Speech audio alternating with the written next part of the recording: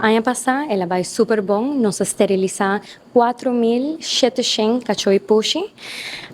Nós estamos felizes e orgulhosos com isso aqui e nós esperamos que aqui nós possamos esterilizar 5.000 para 6.000 cachorros pushi mais. Com esta trabalho, quando nós subimos no nosso website, nós registramos a mascota, é aqui portar dono individual ou uma organização de resgate.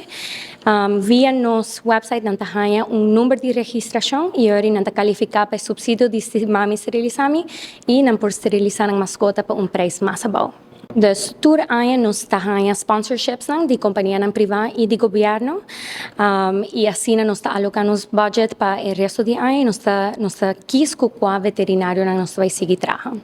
É também bom, claro, nós sempre to reach out na tour veterinário para que se não quer colaborar, aqui nós reach out na tour, pero aqui VSH Veterinary Specialty Hospital na Pontão, tem o único veterinário que está participando conosco. Nós estamos agradecidos na tour veterinário que participar para tour a razão que aqui VSH tem o único participando, tá que nós põe preço, nós pede veterinário para não subir o preço, mas que passar e para também incluir microchip que não é grátis for o governo, também grátis para o consumidor, em vez de cobrar preço de 25 florin.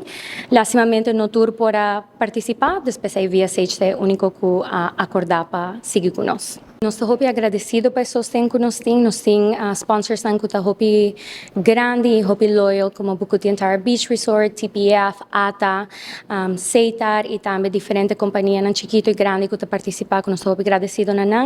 Claro, nós continuamos de contar e suporte, sem suporte nós não prosseguimos, maneira, por exemplo, de COVID, que nós não temos suficiente fundo para seguir, mas com tal que nós temos suporte, nós prosseguimos.